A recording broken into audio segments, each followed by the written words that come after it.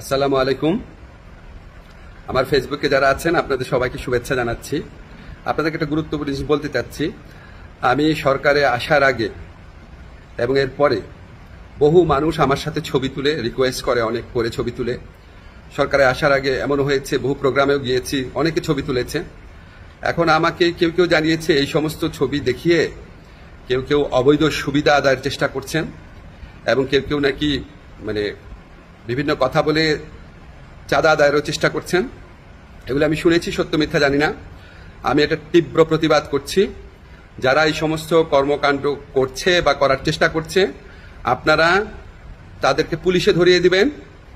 কোনো অবস্থাতেই, কোনো কারণেই আমার কথা বলে কোনো কারণে কেউ যদি কোনো রকম চাঁদা আদায়ের বা অবৈধ সুবিধা আদায়ের চেষ্টা করে, আপনারা তাদেরকে পুলিশে ধরিয়ে দিবেন, মামলা করবেন।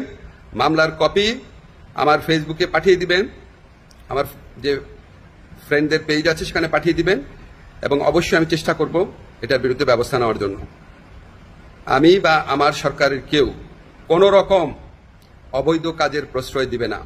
এই সমস্ত কাজ যারা করার চেষ্টা করছেন বা করছেন তাদেরকে আমি কঠোর হুঁশিয়ারি জানাচ্ছি। বাংলাদেশের মানুষের সাথে কোনো রকম অন্যায় করবেন না, আমাদের কারো নাম ব্যবহার করবেন না, আমাদের নামে কোনো রকম চাঁদাবাজি, অবৈধ সুবিধা আদায়, কাউকে কোনো রকম হুমকি দেওয়া, এসব থেকে বিরত থাকবেন। আমরা জানতে পারলে উপযুক্ত আইনগত ব্যবস্থা গ্রহণ করা হবে। সবাই ভালো থাকবেন, সুস্থ থাকবেন।